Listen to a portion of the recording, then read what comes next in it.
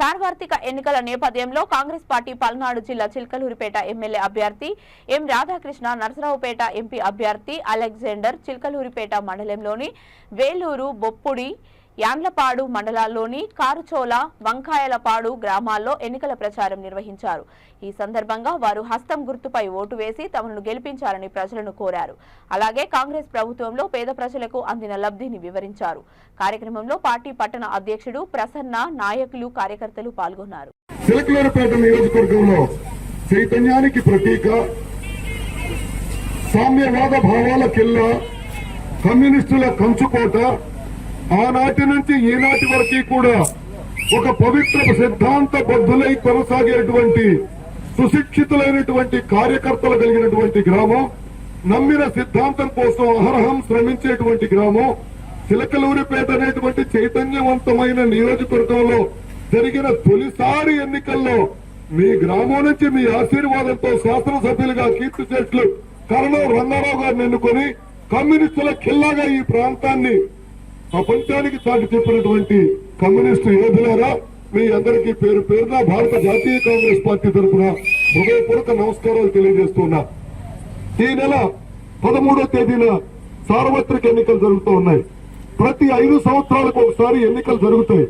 కానీ ఈసారి జరగబోయేటువంటి ఎన్నికలు అత్యంత కీలకమైనటువంటి ఎన్నికలు, ప్రజల భవిష్యత్తును నిర్దేశించేటువంటి ఎన్నికలుగా మనం భావించవలసి వస్తుంది. ఎందుకంటే డాక్టర్ బాబాసాహెబ్ అంబేద్కర్ గారు మనకు చేసినటువంటి మేలుని ఈ సమయంలో తప్పకుండా గుర్తు చేసుకోవాల్సినటువంటి అవసరం ఉంది. స్వతంత్ర పోరాటం తుది దశకు చేరుకున్నటువంటి సమయంలో స్వతంత్ర భారతదేశ ప్రభుత్వం మనకు ఏర్పాటైతే ఏ విధమైన ప్రభుత్వం ఏర్పాటు చేయాలి, ఆ ప్రభుత్వాన్ని ఏ మార్గంలో నడిపించాలనేటువంటి ఆలోచన చేస్తే ఆ సందర్భంగా జరిగినటువంటి సమావేశంలో ఎవరికి ఓటు హక్కు ఇవ్వాలనేటువంటి ఆలోచన చేస్తే ఆ సమావేశంలో ఉన్నటువంటి పెద్దలందరూ కూడా 10 ఎకరాల భూమి ఉన్నటువంటి వారికి ఓటు ఇవ్వమన్నారు, బంగారం ఉన్నటువంటి వారికి ఓటు ఇవ్వమన్నారు, ఆస్తులు ఉన్నటువంటి వారికి ఓటు ఇవ్వమన్నారు.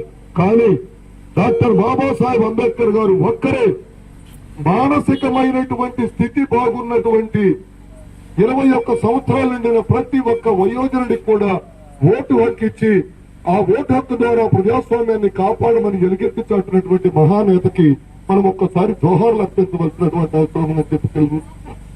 ఈనాడు అలెగ్జాండర్ సుధాకర్ గారు కానీ, నేను కానీ, లేదు ఎన్నికల్లో పోటీ చేసే ప్రధానమంత్రి నరేంద్ర మోడీ గాని, రాష్ట్ర ముఖ్యమంత్రి జగన్మోహన్ రెడ్డి గారు కానీ, అంతకంటే యోధులు అనుకున్నటువంటి నాయకులు గాని మన ఇంటికి వచ్చి మన కాళ్ల దగ్గరకు వచ్చి మాకు ఓటు వేయమని భిక్ష అడుగుతున్నారంటే ఆ విధంగా నాయకుల్ని భిక్షగాళ్లుగా మార్చి ఓటర్లను భిక్ష వేసేటువంటి దానకన్నులుగా తీర్చిదిద్దినటువంటి డాక్టర్ బాబాసాహెబ్ అంబేద్కర్ గారి భావజాలాన్ని కొనసాగించగలిగినటువంటి ఒకే ఒక్క పార్టీ భారత జాతీయ కాంగ్రెస్ పార్టీ మాత్రమేనని చెప్పి ఈ సందర్భంగా మీకు సగర్వంగా తెలియజెప్పేటువంటి ప్రయత్నం చేస్తున్నా. ఇటువంటి పరిస్థితుల్లో వచ్చినటువంటి ఎన్నికల్లో ఈనాడు ఎన్డీఏ కూటమి, ఎన్డీఏ అంటే వాళ్ళు ముద్దుగా పెట్టుకున్న